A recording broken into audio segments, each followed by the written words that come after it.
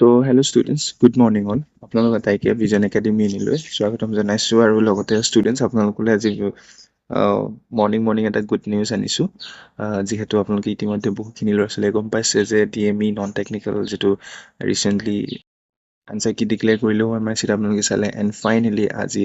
আপোনালোকৰ result declare কৰিলে so' this is a very good news students okay so' students আজি মই এই ভিডিঅ'ত আপোনালোকক জনাম আপোনালোকৰ ৰিজাল্ট নিজে কেনেকৈ চেক কৰিব এই ৰিজাল্ট কপিটোত ক'ত কি কেনেধৰণে মেনশ্যন আছে আপোনালোকে আৰু ক'ত স্কিল টেষ্ট দিবগৈ লাগিব কেতিয়া দিব লাগিব গোটেইখিনি A to Z মই ইয়াতে মেনশ্যন কৰি দিম অ'কে চাব আপোনালোকে ফাৰ্ষ্ট গুগল ক্ৰমটো খুলি ল'ব খোলাৰ পাছত ইয়াতে DME.assam.gov মাৰি দিব মাৰি দিয়াৰ পাছত আপোনালোকে এখন তেওঁলোকৰ অফিচিয়েল পৰ্টেলটো খোল খাব এনেদৰে তাৰপিছতে আপোনালোকে চাব এই লেটেষ্ট যিটো ছেকশ্যন আছে ইয়াতে ৰিক্ৰুটমেণ্ট নটিচ 2 বুলি লিখা আছে ইয়াতে ক্লিক কৰি দিব ইয়াতে ক্লিক কৰি দিয়াৰ পাছত আপোনালোকে ডাইৰেক্টলি ইয়াতে চাব এই দুখন নটিফিকেশ্যন পাব্লিছ কৰা আছে এই তৃতীয় নম্বৰটো এইটো ক্লিক কৰি দিলে আপোনালোকে অফিচিয়েল লেটাৰখন পাব এইটো চাই লওক অফিচিয়েল যিখন লেটাৰ আছে সেই লেটাৰখন ইয়াতে পাব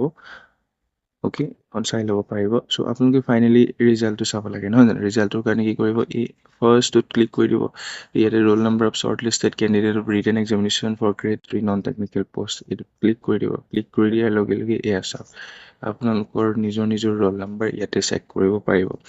চাওক কি ইয়াতে লিখা আছে কি this is for information and concern at the campus so' এইখিনি নালাগে ষ্টুডেণ্ট এইখিনি চাই ল'ব আপোনালোকৰ ভেৰিফিকেশ্যনৰ ভেনিউটো চাই ল'ব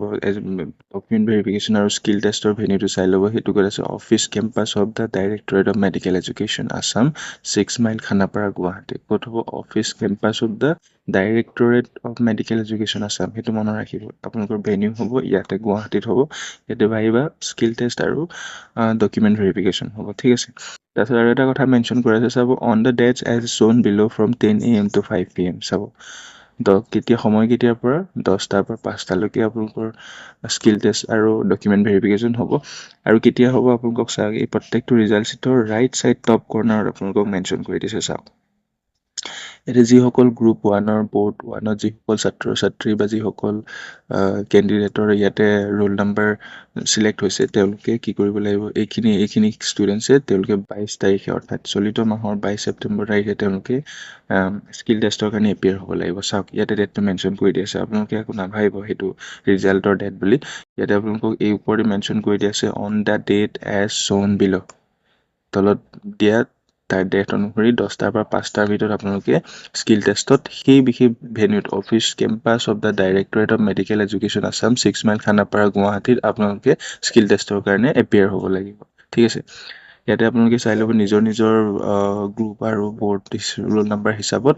এইখিনি কেণ্ডিডেট গ্ৰুপটোৰ কেণ্ডিডেটে আপোনালোকে 22 তাৰিখে যাব লাগিব same venue same time okay group 3 যিসকল কেণ্ডিডেট আছে আপোনালোকে 22 তাৰিখে যাব লাগিব same venue same time group 5ৰ সকলে আপোনালোকে 23 তাৰিখে যাব লাগিব ইয়াত চাই ল'ব আপোনালোকৰ 23 ছেপ্টেম্বৰ তাৰিখে দিয়া আছে গ্ৰুপ 5ৰ বৰ্ড 1 যিসকল কেণ্ডিডেটে ইয়াত শ্বৰ্ট লিষ্টেড হৈছে আপোনালোকে 23 তাৰিখে যাব লাগিব ঠিক আছে চাই ল'ব ভালদৰে আৰু গ্ৰুপ 6ৰ যিসকল চাওক গ্ৰুপ 6ৰ এই যিমানগৰাকী কেণ্ডিডেটে ইয়াত চিলেক্ট হৈছে আপোনালোকে কেতিয়া যাব লাগিব ইয়াতে চাই ল'ব 24 ছেপ্টেম্বৰ তাৰিখে আপোনালোকে স্কিল টেষ্টৰ কাৰণে যাব লাগিব এই ওপৰত মই মেনশ্যন কৰি অহা same venue same time okay আপোনালোকৰ ডেটটো খালি বেলেগ 24 তাৰিখ অ'কে গ্ৰুপ 7ৰ ইয়াত চাওক ইয়াত যিসকল আছে এই গ্ৰুপ 7 আপোনালোকে 24 তাৰিখে যাব লাগিব ঠিক আছে ষ্টুডেণ্টছ অ'কে তাৰপিছতে গ্ৰুপ 8ৰ যিমানখিনি আছে এইটো চাই লওক গ্ৰুপ 8ৰ যিমানখিনি আছে আপোনালোকে 22 ছেপ্টেম্বৰত যাব লাগিব আৰু গ্ৰুপ 8ৰ ইয়াত যিমানখিনি ৰোল নম্বৰ আছে আপোনালোকে চাই ল'ব আপোনালোকৰ ৰিজাল্ট শ্বীটৰ ৰাইট টপ কৰ্নাৰত দিয়া আছে 22 ছেপ্টেম্বৰ তাৰিখে আপোনালোকে যাব লাগিব এইখিনি ৰোল নম্বৰ ষ্টুডেণ্টছ বা এছপাইৰেণ্টছখিনি অ'কে আপোনালোকে যিসকলে কোৱালিফাই কৰিছে তেওঁলোকে যাব লাগে গ্ৰুপ 8ৰ এইকেইটা চাওক একেটা ডেট হয় 22 তাৰিখ হয় 22 ছেপ্টেম্বৰ যাব লাগিব আপোনালোকে গ্ৰুপ 8 বৰ্ড 6 এই গোটেইখিনি ইয়াত গ্ৰুপ 8ৰ প্ৰায় বেছিভাগ কেণ্ডিডেটৰ কাৰণে 22 ছেপ্টেম্বৰ তাৰিখে আছে আপোনালোকে চাই ল'ব ঠিক আছে গ্ৰুপ 8 বৰ্ড 8 গ্ৰুপ 8 বৰ্ড 9 য়েছ মানে 22 তাৰিখে গ্ৰুপ 8ৰ বৰ্ড 1 বহুত কেণ্ডিডেট গ্ৰুপ 8ত কোৱালিফাই হৈছে বৰ্ড 1 2 3 কৰি 9টামান বৰ্ড ইয়াতে ডিক্লেয়াৰ কৰিছে তো এই প্ৰত্যেকটো গ্ৰুপ 8ৰ যিমানখিনি কেণ্ডিডেটে কোৱালিফাই হৈছে তো 22 ছেপ্টেম্বৰ তাৰিখে আপোনালোকে স্কিল টেষ্টৰ কাৰণে এপিয়াৰ হ'ব লাগিব অ'কে তাৰপিছতে গ্ৰুপ 8ৰ বৰ্ডৰ কেইটামান আছে আপোনালোকে কেতিয়া 23 তাৰিখে এপিয়াৰ হ'ব লাগিব ঠিক আছে 23 তাৰিখে গ্ৰুপ 8ৰ বৰ্ড 23 তাৰিখে আছে সেয়া চাই ল'ব বাকী এইখিনি আপোনালোকে ভালদৰে চাই ল'ব ঠিক আছে নিজে চাই ল'ব নিজে চালেও গম পাব আৰু আপোনালোকে গম পালে যে কেনেকৈ সেইটো ডাউনলোড কৰিব কেনেকৈ চাব ঠিক আছে মই জনালোঁ যদি কোনোবাই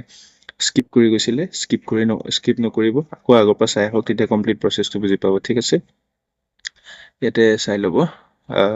23 তাৰিখ 22 তাৰিখ 24 তাৰিখ এইখিনি গ্ৰুপ 8ৰে হয় বৰ্ড 4 এইখিনি 24 তাৰিখে যাব লাগিব আপোনালোকে ঠিক আছে আৰু বেলেগ ডেট আছে নেকি আমি ডাইৰেক্ট চাওঁ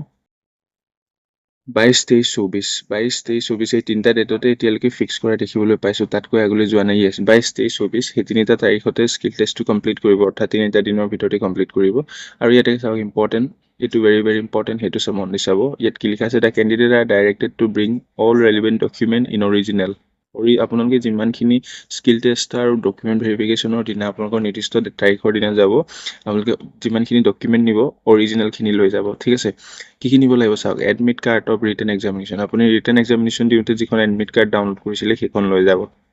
ফটো ID কাৰ্ড লৈ যাব আধাৰ ভোটাৰ যি হয় অ'কে ড্ৰাইভিং লাইচেঞ্চ এক্সেট্ৰা তাৰপিছত আপোনালোকে চাব বাৰ্থ চাৰ্টিফিকেট অথবা class 10 pass certificate as date of birth proof জন্মৰ তাৰিখ বা বয়স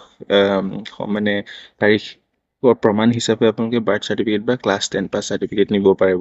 অৰিজিনেল কপি অ'কে মনত ৰাখিব তাৰপিছত গোটেইখিনি all pass certificate from HSLC onwards আপোনাৰ HSLC পৰা অৰ্থাৎ মেট্ৰিক পাছ কৰা চাৰ্টিফিকেটসমূহৰ পৰা আপোনাৰ যিমান আছে গ্ৰেজুৱেশ্যনলৈকে চব লৈ যাব লাগিব ইন অৰিজিনেল কপি অ'কে তাৰপিছত আপোনালোকে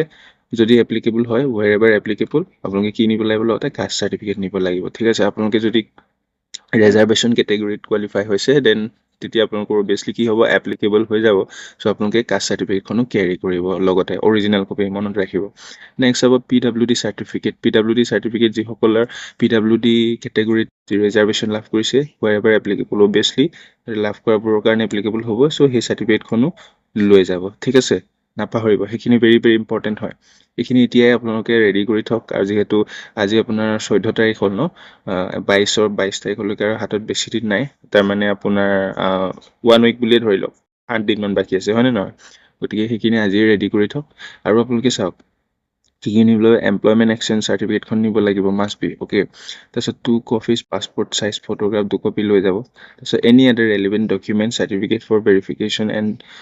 1 set photocopies of the same which is to be submitted at the time of verification ইয়াৰ লগতে য'ত যি ধৰণৰ প্ৰয়োজনীয় ৰেলিভেণ্ট ডকুমেণ্ট আছে সেইখিনিও লৈ যাব অৰিজিনেল ফৰ্মত লৈ যাব ঠিক আছে তো ষ্টুডেণ্টছ ইয়াতে চাই ল'ব 2 নম্বৰ পইণ্টত কি মেনশ্যন কৰা আছে চাওক the roll numbers of you candidate may appear simultaneously in different categories of post as they have applied in multiple post কিছুমান কেণ্ডিডেট আছিলে যিসকলে আপোনালোকৰ ডিফাৰেণ্ট বহুত কেইবাটাও পোষ্টত কেইবাটাও কেটেগৰীত